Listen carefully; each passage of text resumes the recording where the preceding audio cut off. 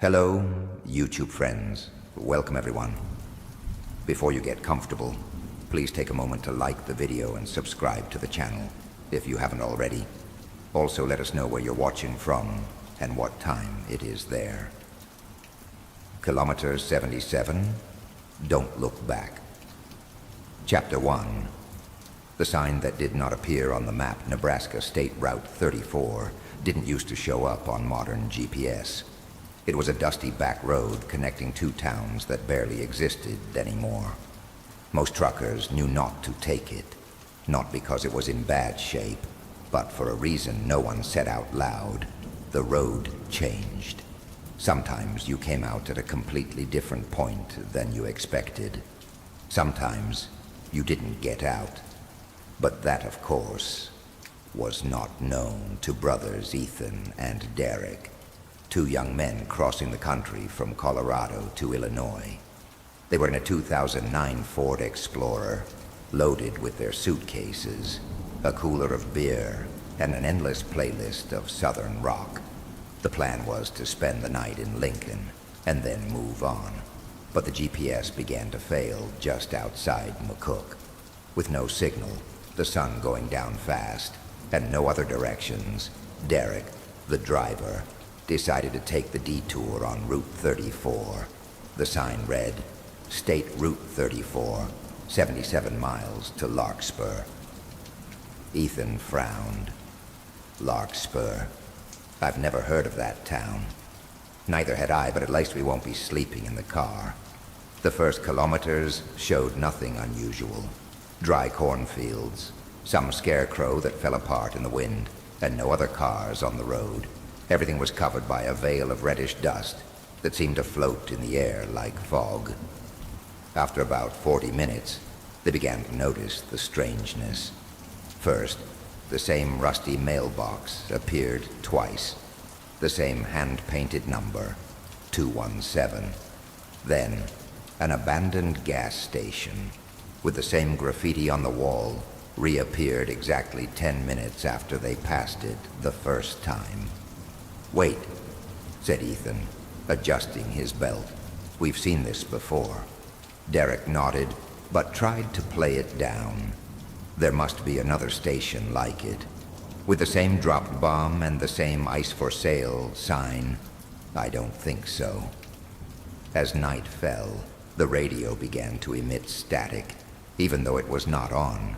The car's headlights reflected off things that weren't there.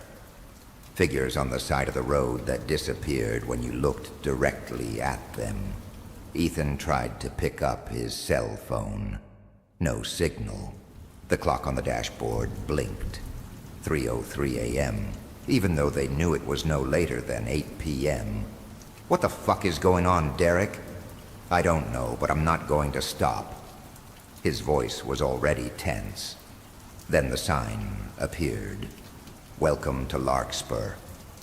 A time-worn wooden sign illuminated by a single flashing lantern. At its feet, a sign with blurred lettering. "Population 0. Derek hit the brakes. "Did you see that?" "Yes," Ethan whispered. "What do you mean, 0? They advanced slowly. The road turned into a deserted main street. Abandoned houses with broken windows, a church without a bell, a motel with a sign that sparkled, "Open." And yet, there was not a soul. "I don't like this," Ethan muttered. "Let's get out of here." Derek nodded, but just as he tried to make a U-turn, the engine cut out. "No, no, no, no," he shouted, turning the key. "Nothing. Are you making fun?" He's not answering. They opened the doors. A dense, musty smell crept into their lungs. The wind brought with it a constant murmur, as if many voices were speaking from far away. The car's lights began to flicker on their own. "Did you hear that?" Ethan asked. "Don't say anything. Go into the motel. Maybe there's someone there." They walked to the reception desk. A rusty bell on the counter. They pressed it. Ding. Nothing.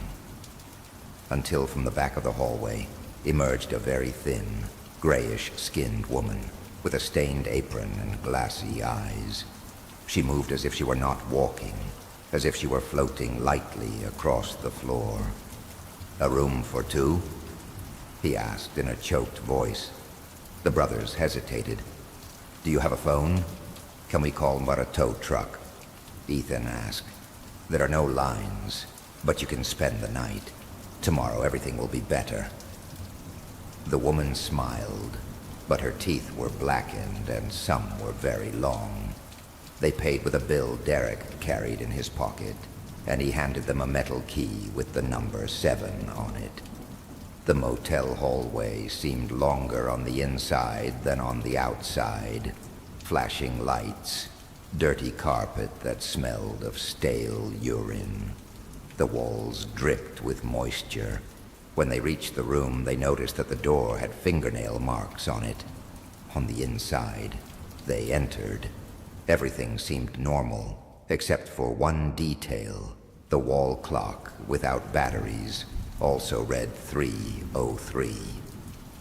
"It's the same damn number," Ethan whispered. They showered without taking off their clothes completely and got into their beds, although they did not sleep.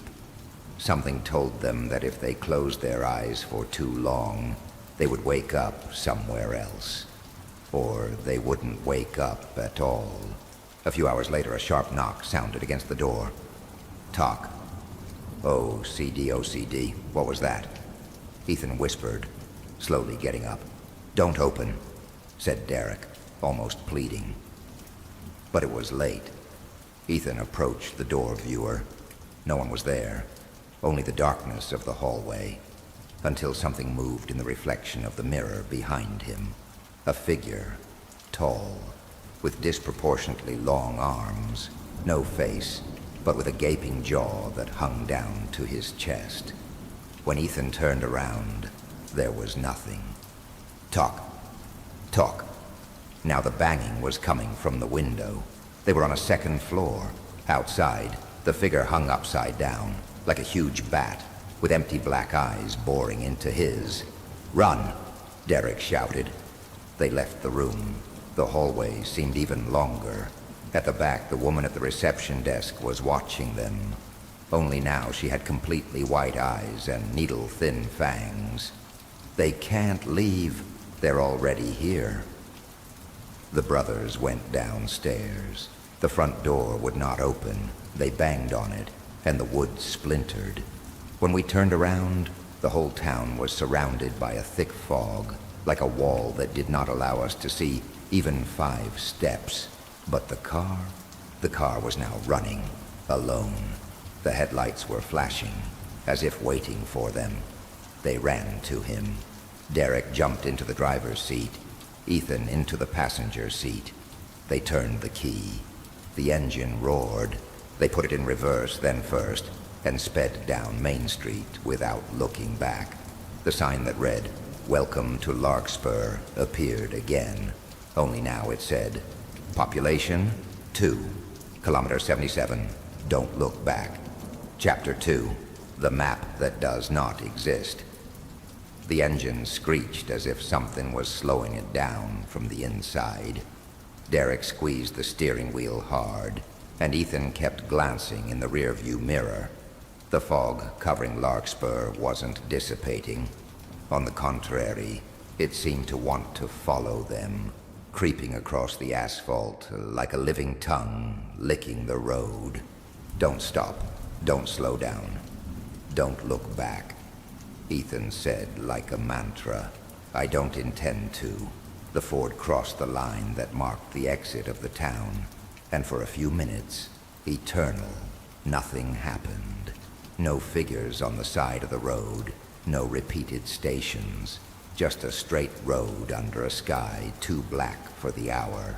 But suddenly, the radio, which was not even connected to the Bluetooth, began to broadcast a transmission. "They should not have entered. The number is updated. Do not leave the route. Do not stop. Kilometer 77 is closer than you think." They both looked at the radio as if it were a snake. What was that? Did you hear it? Kilometer 77. What does that mean?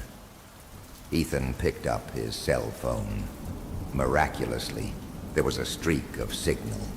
Wasting no time, he went to Google Maps. But there was no GPS signal, just a straight line, no names, no landmarks. The location was listed as unidentified route. Then he saw something else. On the map, which was not supposed to show anything, there was a small red spot, a kind of marker, as if someone had left a pin. It said, KM 77, don't stop. He tried to move the map, zoom in, zoom out, but everything froze, and then the cell phone died. It can't be. What? Asked Derek. The GPS marked me at kilometer 77. Someone left a digital note there, and then my cell phone just died. This isn't normal, Derek. They drove on. The landscape did not change. Dry fields, skeletal trees, and the same left turn that appeared every 10 minutes, as if they were stuck in a loop, until something different happened. A car, a beat-up white sedan, appeared stopped on the shoulder. The emergency lights flickered dimly. A car, Ethan exclaimed. Maybe we can call for help. Derek slowed down. Are you sure? If they were trapped like us, we could understand what's going on. Maybe they'd know how to get out. They parked behind the sedan. As they approached, they noticed that the driver's door was open. Inside, there was no one. Only a notebook on the passenger seat, full of childish scribbles and drawings in black pencil. But the drawings, they were not normal. They were not landscapes nor little houses. They were eyes, hundreds of eyes. Some were crying, others were bleeding. Some were open like saucers, and others seemed to be inside mouths. On one of the pages, written in nervous strokes, a phrase was repeated over and over again. Don't get to kilometer 77. We have to go, said Derek. Now back in the truck, they accelerated, but every time they passed a sign, they noticed that there was no clear numbering, just posts, until they saw one that, in hand-painted black numbers, read KM 68. God, Ethan shouted. We're close. Close to what? The end or hell? They didn't know it. But the atmosphere began to change. The sky turned a dirty gray. The air became heavy. The car began to shake, not mechanically, but as if something was shaking it from inside the metal. Then they saw it. On the horizon, a figure walked down the middle of the road. He did not move like a person. His steps were irregular, as if he didn't know how to use his legs. It had no face, just a black wet cavity where a face should have been. Don't brake, said Ethan, but it's in the way. Don't brake.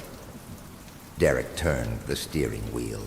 The car swerved slightly, grazing the figure, which disappeared like a puff of smoke. A high-pitched shriek, like broken pottery, erupted inside the vehicle. They both covered their ears. When they regained control, they noticed they were on a bridge, but they didn't remember crossing any before. And underneath, there was no river, just darkness. Not a metaphorical darkness. It was like looking into the bottom of an endless well, a hole where light had no meaning. No, there's no bottom, Ethan whispered. Where are we? The van stopped on its own as it reached the center of the bridge.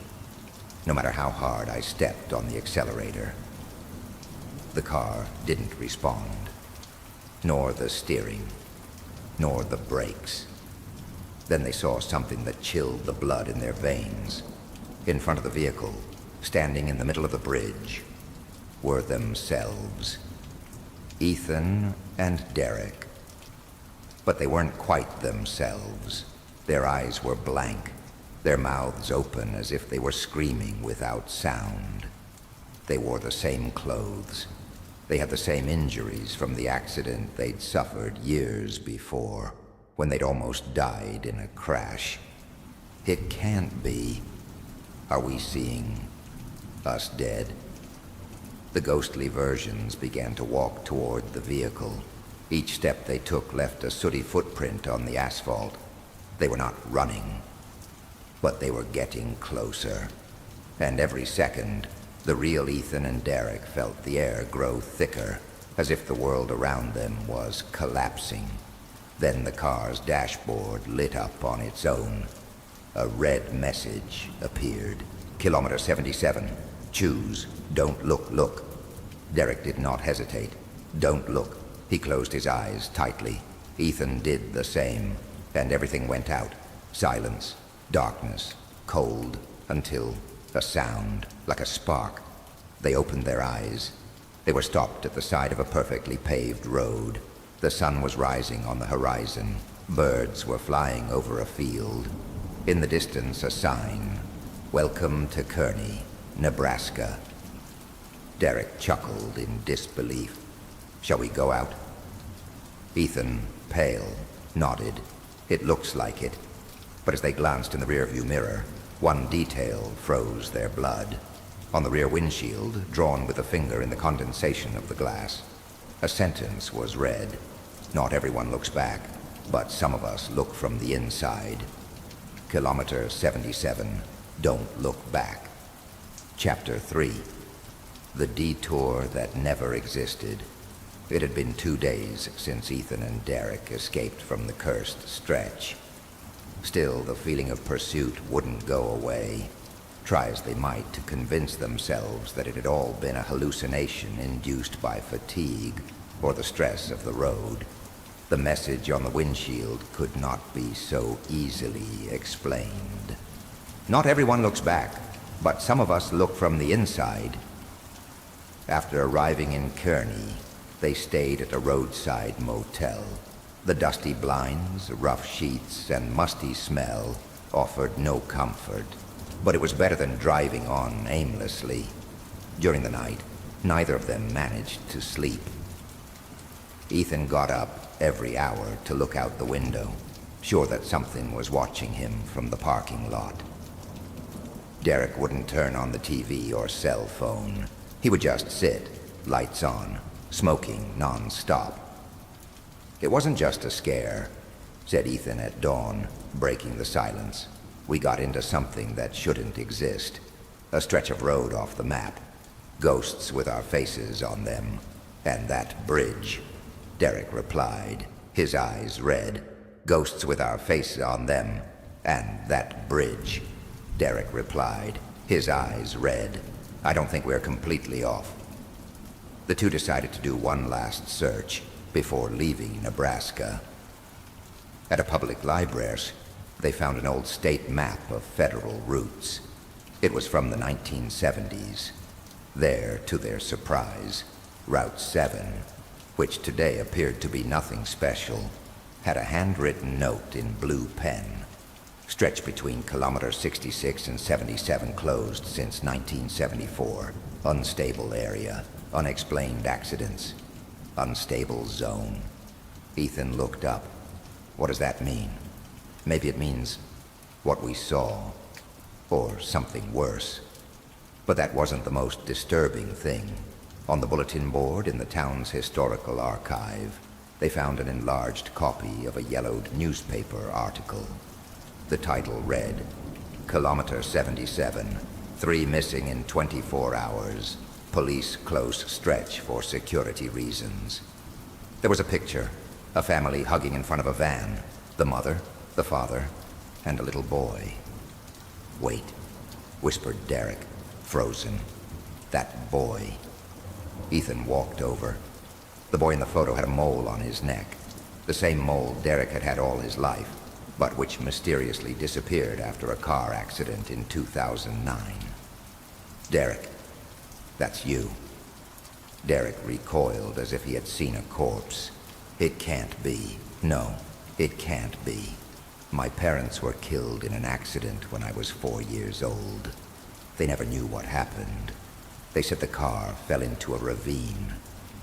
Ethan looked at him with a mixture of horror and understanding. What if the ravine was the bridge? What if that trip was not an accident, but an encounter, an echo? What if what we experienced, what we saw, was a second chance we were not meant to have? Derek was no longer responding. He just stared at the paper. His pulse was racing. His heart was pounding in his chest like a war drum. Maybe they never got out. Maybe they never escaped. Back on the road, they decided to return to the place where it had all begun. Against all logic, against all instinct, they went back to look for the Phantom Fork, the point where the world seemed to split. For hours, they drove without finding anything. No sign that said Larkspur, no gravel road. Until on the horizon, around an unidentified bend, they saw it. A rusty sign covered by branches, barely visible, read, Detour 7B, permanently closed. Himself, the dam himself. "Shall we go?" asked Ethan. Derek nodded wordlessly. The road took them back to a blurred terrain, where the sky was turning a dull gray, as if the world was covered by a dirty tarp. The lines on the pavement were beginning to blur. The light poles were crooked, as if something had pushed them over. And then they saw it. Kilometer 77. There was no sign this time, just a huge scar on the asphalt. A burnt black line that crossed the road from side to side, as if time itself had been cut by that strip. They stopped the car. Ethan walked out first. He walked to the line. He looked at it for several seconds. Then he turned to Derek. "Do you feel that?" "Yes." There was no wind. There were no birds. There was no sound. Just a ringing in the ear, like the kind you hear before you lose consciousness. And then they both heard something else. A voice, not from the outside. Inside their heads. What starts on the road doesn't end off the road. What goes in leaves a part. And sometimes it comes back.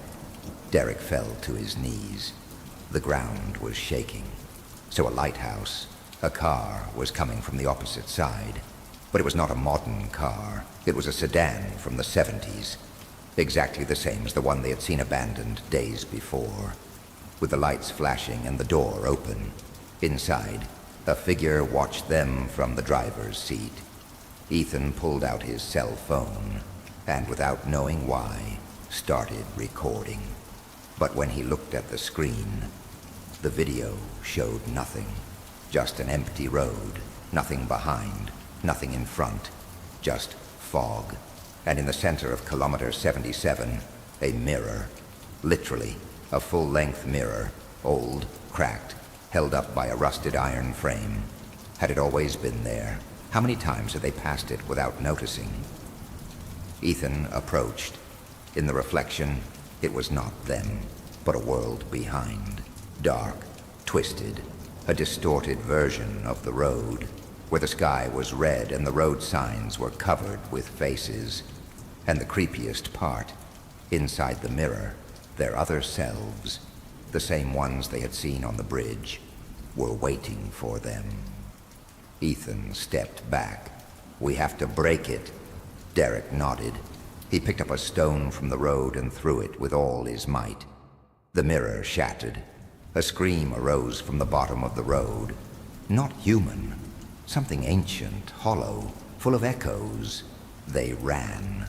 The car started like never before. They didn't look back. They didn't look in the mirrors. They didn't talk. They only heard a banging behind, in the trunk, as if someone or something had followed them.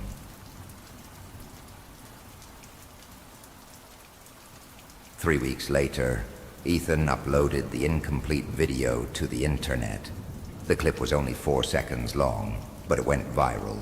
In it, you can only see the road and a barely audible voice in the background saying, "Not all mirrors return the same." Thousands of people began to share theories. Creepypastas, urban legends, haunted routes. Some said that Kilometer 77 is a myth shared by truckers and night travelers.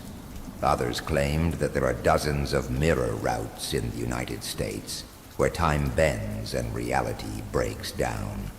But one theory was the most disturbing. What we see in the mirror is not what we leave behind, but what we will one day be if we don't stop looking. Derek never spoke about it again.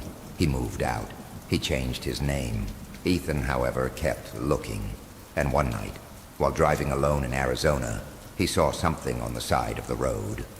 A rusty sign, covered with branches, almost invisible.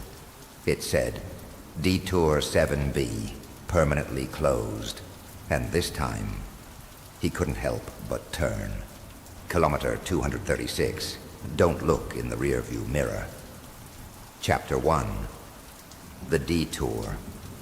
Nevada, 2:17 a.m. I-80 stretched like a vein of asphalt across the parched desert flesh.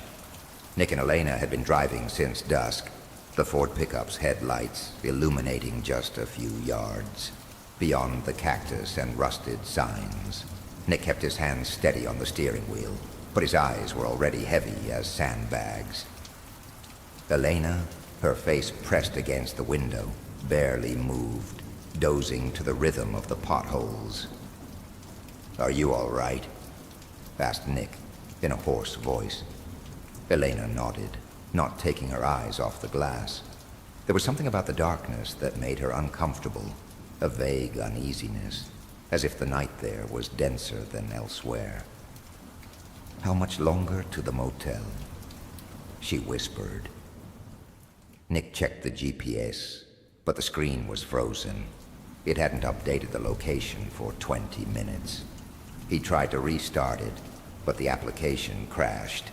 "I don't know," he says, "we're between kilometers 230 and 240. But he's stuck. Do you want us to stop?" "No," he said quickly. "Go on. I don't want to stay here." Nick smiled, humorless. He didn't want to stay either. Something about that road had the air of the cursed. An endless stretch. No gas stations, no sign, no cars passing in the opposite direction. That's when they saw it. A half-destroyed sign covered in dust and graffiti. "Detour to State Route 17. Shelter and gas 5 miles away." "Shall we take it?" asked Nick, hesitating. Elena did not answer right away. She felt a twinge in the back of her neck, as if her body knew something that her mind had not yet understood. "Yes, we'd better take it. I don't like this road." Nick turned the wheel and they entered the turnoff. The asphalt crunched under the wheels as if no one had stepped on it for decades. State Route 17-2, 42 a.m. The air became thicker. Dust hung in suspension like mist, reflecting off the van's headlights. The GPS signal was completely gone. To the sides, telephone poles were down or rotten. The landscape began to change. It was no longer just desert. Now there were dry trees, hawthorns, and bent signs. "What is that smell?" Elena asked, holding her nose. Nick smelled it, too. It was something between burnt meat and melted plastic. It wasn't coming from the truck. It was external, like something out there was rotting. In the distance, they saw lights. An old gas station. One of those with neon lights that blinked like in movies from the 50s. It was surrounded by rusty cars like stranded skeletons. It was surrounded by rusty cars like stranded skeletons. Nick parked. The engine roared as if it didn't want to shut off. "I don't like this," Elena said quietly. "It'll only take 5 minutes." They went down. The air was warm, dead, as if not moving. The crickets did not sing. Nothing could be heard. Inside the station, a man in a cowboy hat stared at them from behind the counter. His skin was as pale as paper, and his eyes were bloodshot. He smiled without showing his teeth. "Do you need gasoline or something else?" Nick hesitated. "What is this place?" The man did not answer. He just held out a paper map with hand-drawn routes. None of them matched the GPS. None of them had known names. Elena, behind Nick, began to tremble. "How long has no one been coming?" he asked. The man looked at them for a few seconds and then said, "They always come. They always leave." "How do we get out of here?" The man's smile widened. Now he did show his teeth. They were rotten, yellow, with chunks of flesh between them. "Don't look in the rearview mirror when you leave. No matter what you hear, don't look." Nick felt a shiver down his spine. He took Elena's hand and they walked out without looking back. Kilometer 236, 3:06 a.m. The route seemed endless. The map they had been given didn't help. They were back on the road, but everything seemed darker. The headlights barely illuminated a few meters, and the air smelled worse than before. Now there was a sound, a dull hum, like a distant swarm. Elena trembled in her seat. "Nick, I swear something is moving in the back." Nick said nothing. His gaze was fixed straight ahead. The steering wheel was sweating in his hands. He pursed his lips. "Nick, please, there's something in the back. Don't look. What that guy said, don't look in the rearview mirror. But there's someone back there. I can hear him breathing." Elena was crying, her hands over her mouth. Nick heard the noise too, a kind of wet panting, as if a huge animal was sitting right behind them. The rearview mirror, hanging in the center of the windshield, seemed to shake of its own accord. "Don't look," Nick muttered, like a mantra. But then the van stopped dead in its tracks. The engine died. "What did you do?" "Nothing. It turned itself off." A loud bang was heard on the roof. Then another in the trunk. Something was on top of the vehicle. It scraped the metal. It was dripping. Something could be heard crawling, drooling on the hot sheet. "He's on top. He's on top," Elena shouted. Nick tried to start the engine. Once, twice, 3 times. Nothing. The humming grew to almost a roar, and then they heard something. A deep voice coming from everywhere at the same time. "Kilometer 236. Welcome back." "It can't be. It can't be. That was the number before the detour," Nick shouted. "We never left. We never left that road." Elena, in desperation, turned her head back, and he shouted, an animal scream, torn, inhuman. Nick turned around too, but it was too late. He saw him, a decomposed face, black as pitch, with lidless eyes and a smile that looked as if it had been cut with a knife. It stuck to the glass and whispered something that no one understood. Then it disappeared into thin air. The engine started again on its own. The headlights shone brightly. Elena was in shock. She didn't speak. She didn't blink. Nick stepped on the gas. He didn't look back. He didn't speak again until dawn. Sunrise, motel, last stop. When they arrived at the motel, the desk clerk looked at them funny. They were covered in dust. Elena wasn't talking. Nick just asked for a room without mentioning anything. "State Route 17?" asked the man as he wrote something down. "That road was closed 20 years ago. 15 people disappeared there. They never found the bodies." Nick swallowed. "Kilometer 236. The man looked at him carefully. "That number," is repeated in every disappearance. Why do you mention it? Nick did not answer. He took Elena to the bedroom. That night, as she slept with her eyes open, he tried to remember what he had seen in the rearview mirror, but he couldn't, because it was no longer a memory. It was an omen. Chapter 2. What comes back to you? Last stop motel. 7:12 M. The sun was just crossing the desert horizon when Nick awoke with a start. His arms were covered with red marks, as if something had scratched him during the night. He sat up, panting. Elena was still lying motionless, her eyes open. She was not sleeping, but she was not responding either. Elena? She didn't look at him. She just mumbled something over and over again. He said my name. He said my name. He said my name. He said my name. Nick crouched down beside her, shivering. He touched her forehead, icy. He took her by the shoulders and shook her. Elena, wake up. She blinked. Once. Then she looked at him, but there was something in that look that was no longer hers.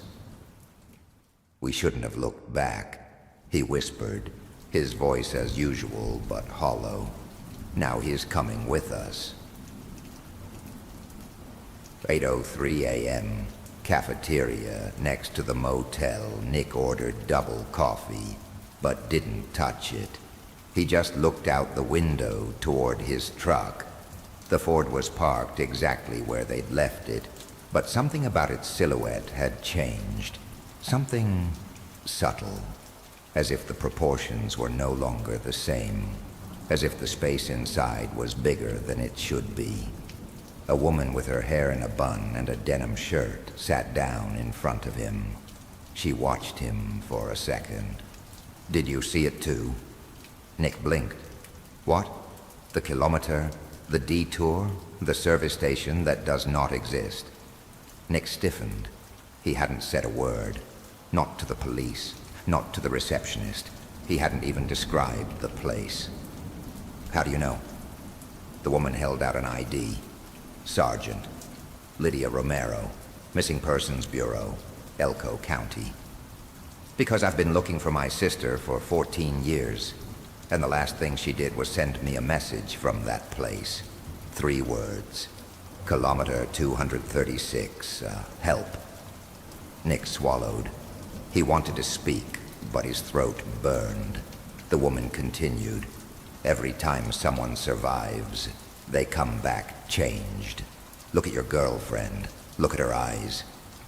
How do you know she's my girlfriend? The woman ignored him. Tell me something. Did you see her look in the rearview mirror? Nick nodded, with a guilty sigh. She saw it first. Then I screamed. Then something spoke to us. Romero looked at him with pity. Then they've already got it in. That's no place, kid. That's a trap, a parasite, a nest. It only lets out those who can spread it. Spreading what? The woman leaned over and whispered, "What comes back to you?" 9:19 a.m. Back in the room, Nick found Elena sitting in front of the mirror, talking to her reflection. She didn't mimic his movements. She wasn't blinking at the same time. It wasn't a reflection. It was a defective copy. "Who are you talking to?" Elena turned around. She smiled like she hadn't since last night. A forced smile, as if learned from someone who had seen her do it before.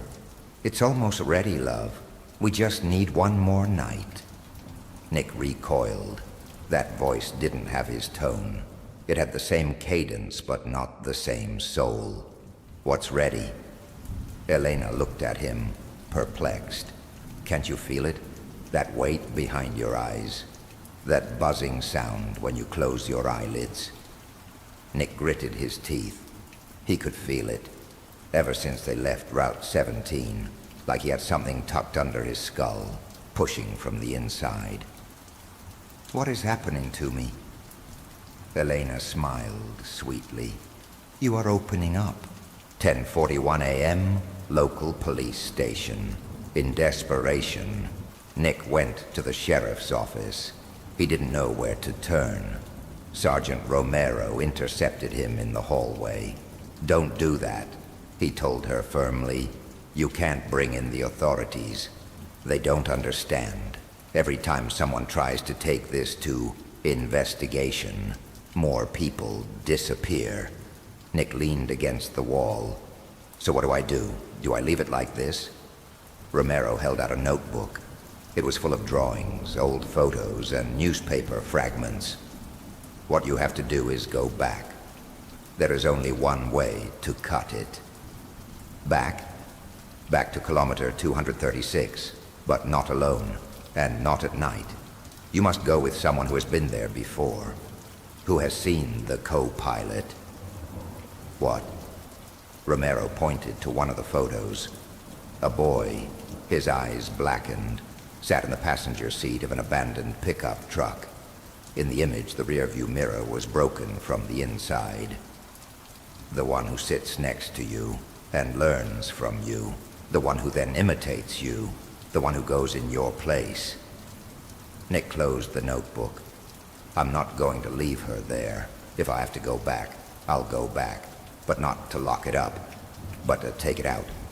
Romero sighed. "Then you need one last thing." "What?" "Breaking the mirror."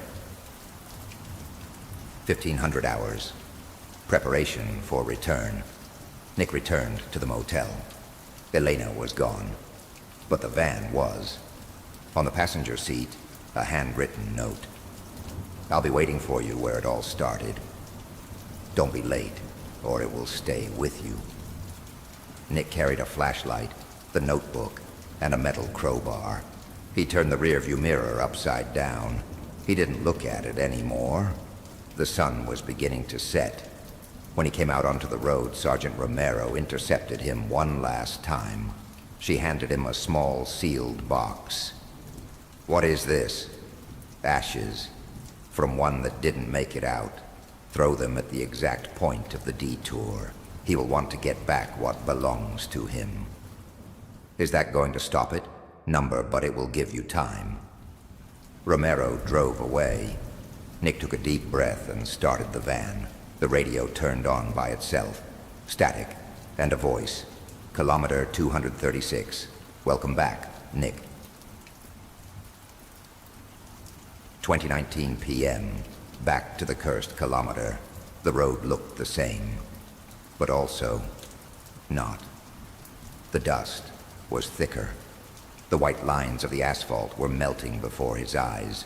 The sky was a deep red, as if burning beyond the horizon. Nick didn't look back. He didn't take a deep breath. He just stepped on the gas. The detour appeared again. The sign was the same, crooked, covered with rust. "Detour to State Route 17. Shelter and gas 5 miles away." Nick hit the brakes. He got down. He picked up the box of ashes and threw it on the floor of the intersection. A gust of wind hit him, dry and rotten, like a breath. And then he appeared. The whistle, the voice, the ringing in the ears that turned into words. "She doesn't want to leave, but you can stay." Nick climbed back into the van. He followed the detour. 20:41 p.m., service station, again. There it was, the gas station, the flashing neon, the rusty cars. But now there was a huge mirror at the entrance, like a portal. And on the other side, Elena, or something that looked like her. Nick descended. In his hand, the lever. He approached. Elena looked at him from the other side. "Don't come in. There's nothing left here. I was converted, not by looking, but by staying too long." Nick moved closer. "Tell me how to stop it." Elena smiled. Now it was her smile. For a second, her real face. "Destroy the reflection and run. Don't look at anything." Nick lifted the lever. The mirror vibrated. It screamed. From inside, misshapen figures began to stir, and he struck. Once, 2, 3. With each blow, Shrieks filled the air, as if something more than glass was shattering. At the last impact, the mirror exploded. Elena screamed, but not from pain, but of liberation. Chapter 3. Those Left Behind. 21:07 p.m. Gas station remains. The fragments of the mirror sizzled on the ground, as if they contained energy that was still alive. Some shards floated, resisting to fall. The air was thick and vibrated with a barely audible murmur, as if many voices were speaking at once from far, far away. Nick gasped. In his hand, the lever was stained with a black substance. It was not blood. It wasn't oil. It was something worse, something writhing. In front of him, where Elena was once trapped on the other side of the mirror, there was now only an empty frame and the echo of muffled laughter. Elena. No response was received. He looked around. The station was gone. What remained were twisted metal columns floating in the nothingness. Like a half-erased, abandoned painting, the ground was a patch of asphalt that crumbled into dust if you stepped on it hard. And the sky, it no longer had stars. 21:19 p.m. The election. One step to his left, and Nick found himself in front of the van again. It was exactly where he left it. But there was a figure in the passenger seat. A slim figure, static, face covered by bandages, looking straight ahead. Nick took a step toward her. Elena? The figure did not move. It only turned its head slowly. The bandages began to moisten from the inside out, as if they were bleeding. Don't look in the rearview mirror. Nick froze. That voice. Yes, it was her. But not just her. It was her voice mixed with something else. I am here. But I'm also there. They left me a copy so you couldn't know who I am. If you choose wrong, the other one will go with you. Nick gritted his teeth. How do I know it's you? Because you know what I always say when we are afraid. Nick swallowed hard. He knew it. Something she used to say when they were younger, when they drove empty roads on stormy nights. Fear is just the body preparing the miracle. The figure in the passenger seat let out a sigh. The bandages fell off. It was Elena, the real one, full of tears but smiling. The figure behind him was also Elena, and he smiled just the same. 21:22 p.m. The trial of the mirrors. He's going to try to trick you, said the real Elena. Don't look at him straight. Don't listen to the whole thing. Don't answer him. Nick turned slowly. The other Elena was still smiling, but her eyes were now completely black, like bottomless wells. And she spoke calmly. Remember me, Nick? Remember what we shared at that motel, when you swore never to leave me alone again? Nick felt the claw of fear crawl up his neck. The dark was perfect.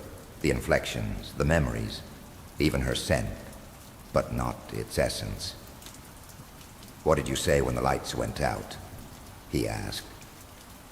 Fake Elena cocked her head to one side, that everything would be all right, that it would pass.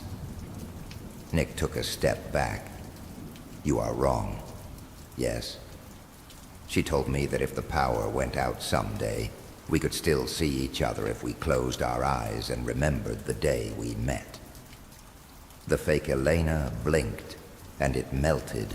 Literally, the skin fell off like a burnt shell, and the face distorted into a howling mass of liquid flesh. You are not mine. You cannot break the circle. Nick jumped into the van, grabbed the real Elena's hand, and started up.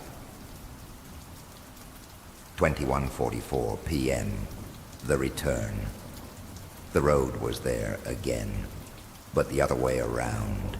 Everything was inverted. The signs were illegible. The cars seemed to float a few centimeters above the asphalt, and the horizon rotated as if they were inside a cylinder. Nick drove without looking back, without looking at the mirrors.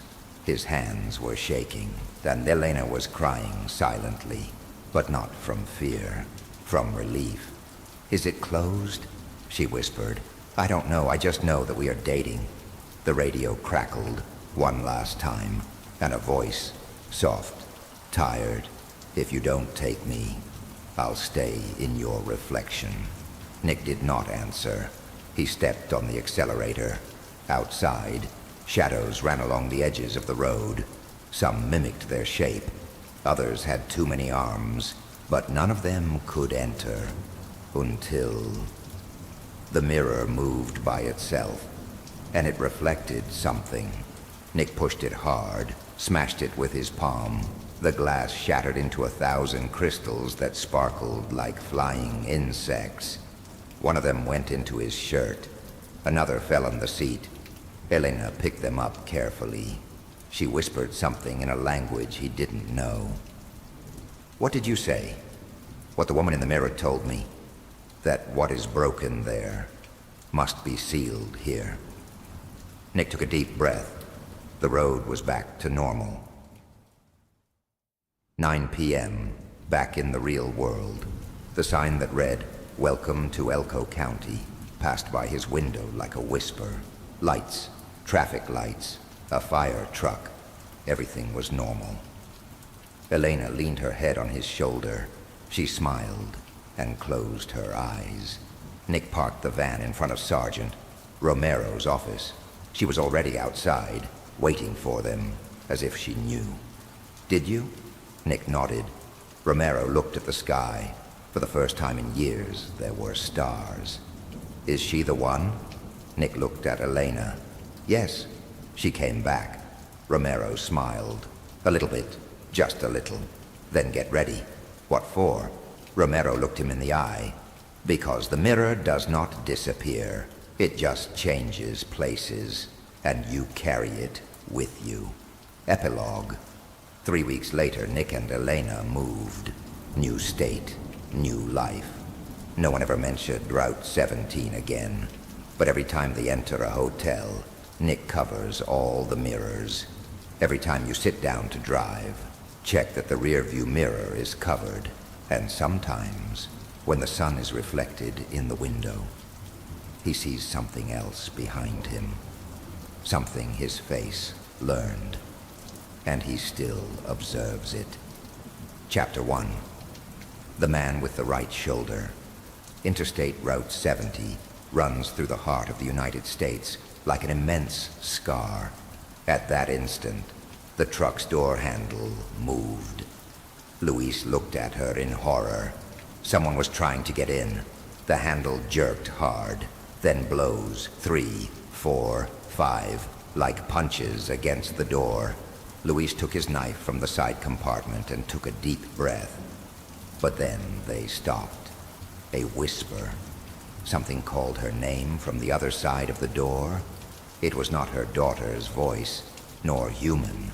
It was as if something had learned her name, as if it was repeating it with curiosity and hunger. The cold enveloped him.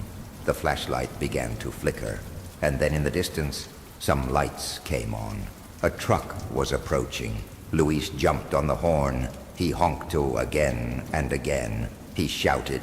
He moved the lights. The truck passed without stopping, as if I didn't see him, as if he didn't exist. And in the mirrors, as the other truck drove away, Luis saw reflected what was behind his trailer. A tall figure, too tall, with his face covered by a shadow that came from nowhere, and 2 eyes, red, open as if they had not blinked for centuries. Luis froze, and then the creature smiled.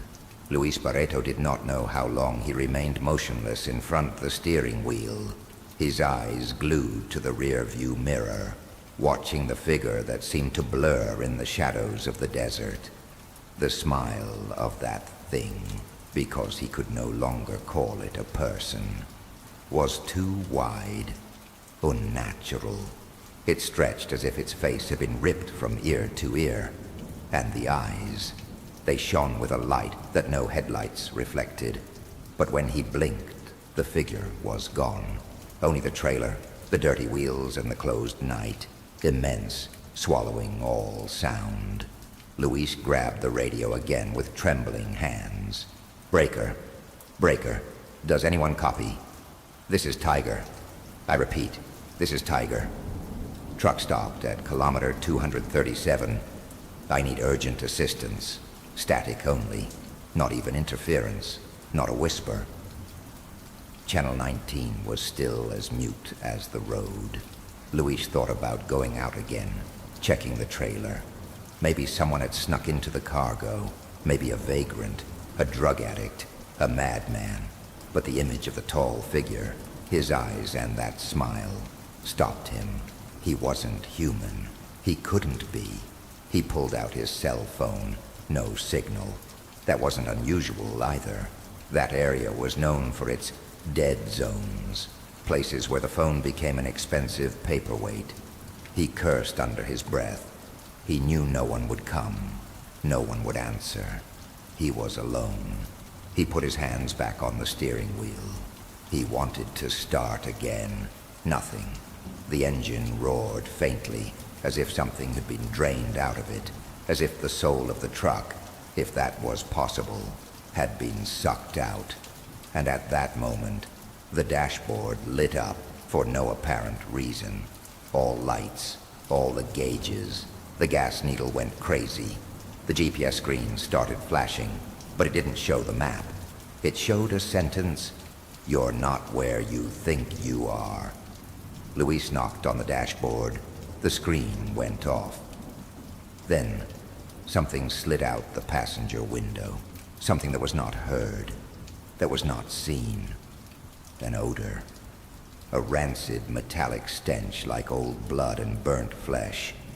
And it was coming from the passenger seat, where until a second ago there was nothing. He turned his head slowly. The seat was empty, but on the upholstery there was now a marked hand, a dark imprint, as if something had rested there, wet, sticky, and a voice, very close, right next to his left ear. "Do you remember the one on the radio?" Luis lunged for the door, flung it open and fell to the ground, rolling on the hot gravel of the highway. He got up scraped, blood on his elbows, but alive. He ran toward the trailer without looking back and hid under the trailer. From there, breathing heavily, he saw something move inside the cabin. A silhouette, slim, tall, with arms too long. Something was now sitting where he had been seconds ago. And his truck, his companion for so many trips, started by itself. The engine came to life. The lights came on. The horn sounded once, then another. But it wasn't his horn. It was deeper, more guttural, like the bellowing of a mechanical animal. The truck began to move slowly, moving without a driver down the highway. Luis ran in desperation. He came out of hiding and shouted, "Hey, that's not possible. Get off my truck." But the truck did not stop. And as he walked away, the radio inside the cabin burst into laughter. Multiple, mixed, like a chorus of children and old people laughing at the same time. Laughter that came from no human throat. Luis fell to his knees in the middle of the asphalt. The darkness became absolute after the disappearance of the headlights. The loneliness thickened, and then he heard another engine. Different, old, a familiar sound, but slower, more draggy, like a 1970s diesel engine, with free exhaust and dying spark plugs. Out of nowhere, a truck appeared in the distance, a rusty mass, painted a faded red by the years. It approached without haste, as if it were floating instead of rolling. Luis signaled. He waved his arms, Hey, I need help. The truck slowed down a few meters away. The windshield was covered by a thick film of dust and dirt. The driver was not visible. Luis approached slowly, hesitating. Something in the air oppressed him, a feeling sticky, like when you walk into a room where someone has cried too much. He put one foot up on the passenger side running board. He knocked on the door. Hello? Can you help me? My truck is gone. I mean, they took it away. I don't know how to say it. Nothing. He struck again, and suddenly the window lowered by itself.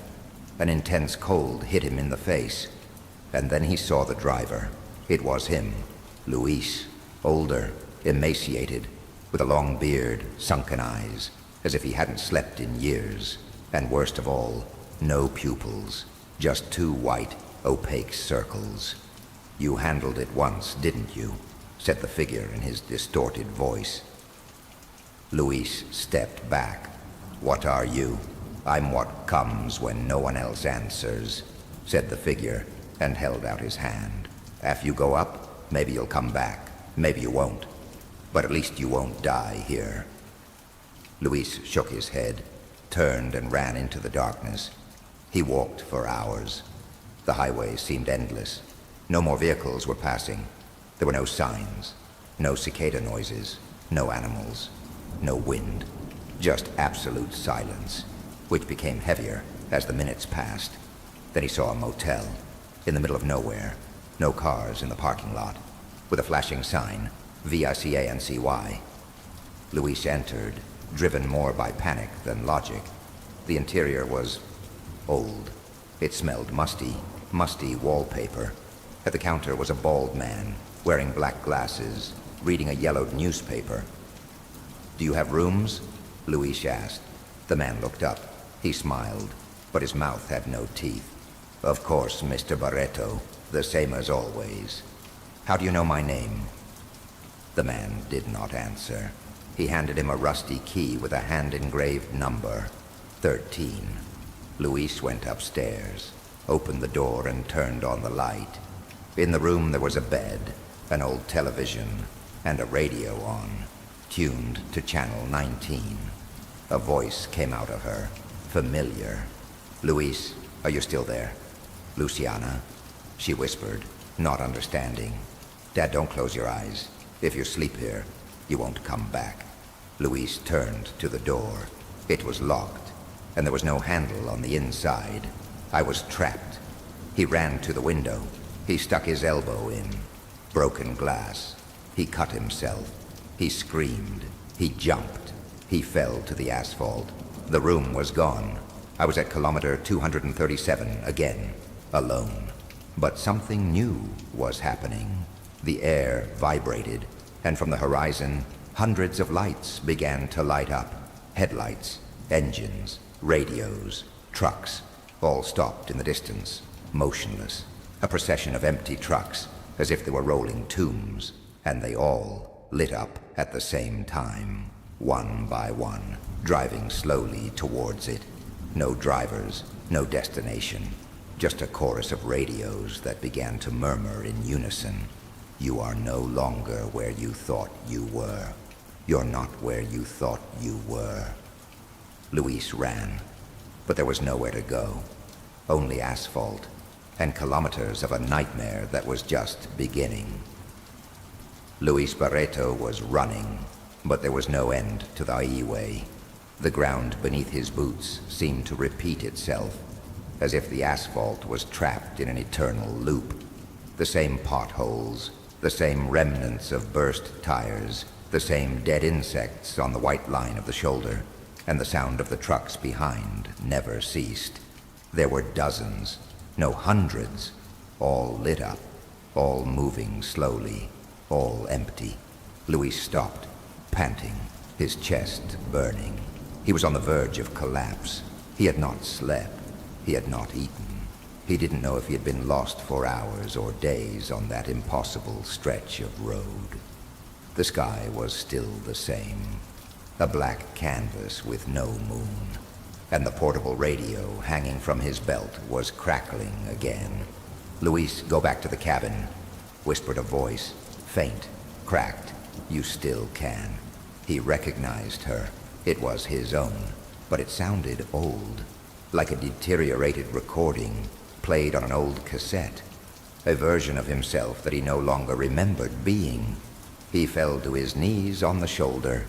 He began to cry, not out of fear, out of exhaustion, because his mind was slowly unraveling, because he didn't know if he was still alive. Then, in the background, on the horizon line, he saw a silhouette walking, a tall figure, slim, arms hanging like ropes. She walked as if she didn't touch the ground. Luis wanted to shout, but his voice did not come out. The figure approached, slowly, steadily, and when it was about 20 meters away, it stopped.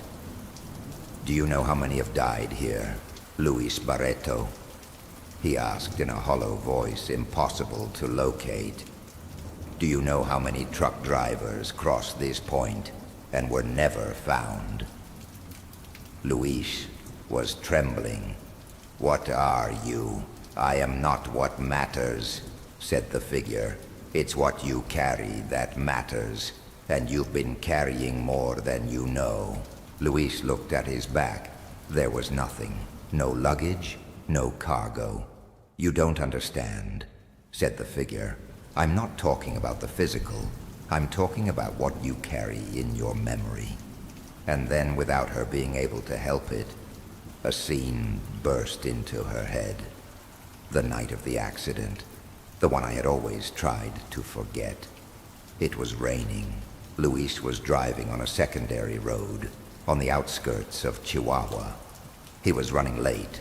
He was accelerating. The windshield was barely visible. On a sharp curve, something crossed the road. A glow. Two eyes. Crash. The body of a young man flew through the air and was trapped under the rear axle of the trailer. Luis climbed down. It was raining. The boy was still breathing, gasping, his spine broken. He was mumbling something. "Tell Mom. Tell her I tried." Luis did not call 911. He had no papers in order. He was drunk. He dragged him into the bush and covered him with branches, and he left. He got back behind the wheel. He kept driving. He never spoke about it again. The figure in front of him nodded slowly. "That was the day you entered kilometer 237. You didn't know it, but from then on, your route was different. I didn't do it on purpose. It was an accident," Luis shouted. "Of course they do. Nobody does it on purpose. But when you kill along the way, you're marked." The figure dissolved into shadows, and the sky changed. The night disappeared like a torn curtain. Dawn filtered in. The road appeared clear. The sun hit his face. Luis woke up. He was inside his truck. It was all a dream. The radio was on, playing country music. He looked around. He was parked in a rest area. There were other truckers nearby. One was drinking coffee from a thermos. Another was cleaning the windshield of his trailer. Luis sighed. "God, what a nightmare," he said to himself. He started the engine. It was running well. The GPS screen showed his exact position, kilometer 236. He smiled. He started up. He entered the highway. But after 5 minutes, the radio changed station by itself, and a childish voice whispered, "Now you're just going to keep driving like it's nothing." Luis paled. The road again stretched more than usual. The GPS started to blink. Kilometer 237, Kilometer 237, Kilometer 237, Kilometer 237, and then the same boy from the accident appeared again in the middle of the road, smiling. Luis stepped on the brakes. Too late. The blow was sharp, violent, but this time when he came down, There was no body, just a backpack and a letter. The same letter the boy had in his pocket that night. Luis opened it with trembling hands. It said, "Dad, if you read this, it's because you finally stopped." Luis screamed. He collapsed. He fell onto the road. The radio burst into static. The truck began to burn from the inside, with no visible fire, and everything disappeared. Years later, in trucker forums, there is talk of a cursed stretch on a Mexican secondary highway, where the radios fail, where the GPS goes crazy, and where some truckers claim to have seen a guy named Luis walking with a blank stare, asking if anyone copies him on Channel 19. No one knows who it really was, but everyone avoids, at all costs, stopping at kilometer 237, because once you cross, there's no turning back. Route 77 does not forgive. Blake Hargrove had seen some strange things in his 15 years behind the wheel, but nothing like what awaited him that night. It was 2:43 a.m. when the steady roar of his old Kenworth T800 seemed to be the only thing alive for miles around. Route 77, an old back road that crisscrossed part of Oklahoma, was famous among truckers for being a shortcut with no toll booths or checkpoints. It was also famous for something else, something many avoided saying out loud. There were those who called it the Devil's Tongue, and not because of the infernal layout of curves, but because of the stories that were woven about it. Disappearances, voices on the radio, lights that had no source, and trucks that never arrived. But Blake was not superstitious. Not after being divorced 3 times and still paying pensions. To him, gas was more real than any ghost, and time was money. So when his GPS suggested a detour on Route 77 to get to Houston sooner, he didn't think twice. "Come on, old lady," he murmured, patting the board. "Don't fail me now." He turned on the radio, only static. He searched for a local station. Nothing. He went back to his playlist, but Spotify had lost signal. Everything was normal up to that point. Normal for Route 77. It was about 15 minutes before he noticed that he had not seen a single oncoming vehicle. Not even a glimmer in the distance. Neither houses, nor posts, nor new signposts.